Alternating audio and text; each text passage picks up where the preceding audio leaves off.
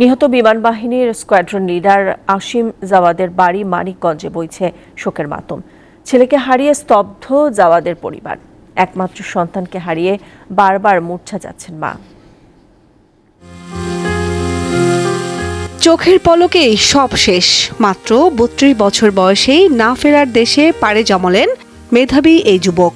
৬ বছরের মেয়ে আয়েজা আর ১ বছরের ছেলে আয়াজ বুঝতেই পারছে না তাদের বাবা নেই, আর ফিরবে না কোনোদিন।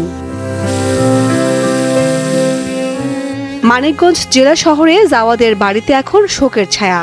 ছেলেকে হারিয়ে স্তব্ধ মা নীলুফার আক্তার খানম। স্ত্রী রিফাত অন্তরা ও ২ সন্তানকে নিয়ে চট্টগ্রামে বাস করতেন আসিম জাওয়াদ।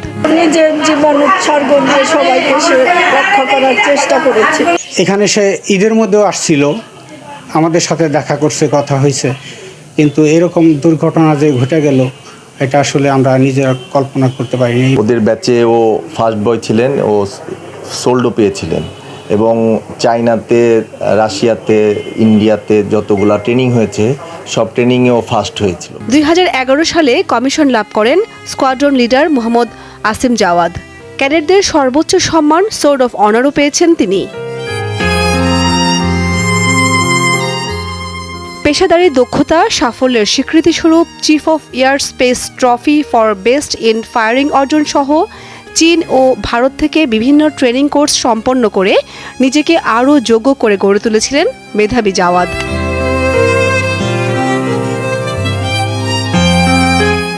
বৃহস্পতিবার সকালে চট্টগ্রামের জহুরুল হক ঘাঁটি থেকে উড্ডয়নের পরপরই বিমান বাহিনীর প্রশিক্ষণ বিমান YAK-130-তে আগুন লেগে বিধ্বস্ত হয়ে কর্ণফুলী নদীতে পড়ে। বিমানের পাইলট ও কো পাইলট প্যারাশুট দিয়ে নেমে আসেন।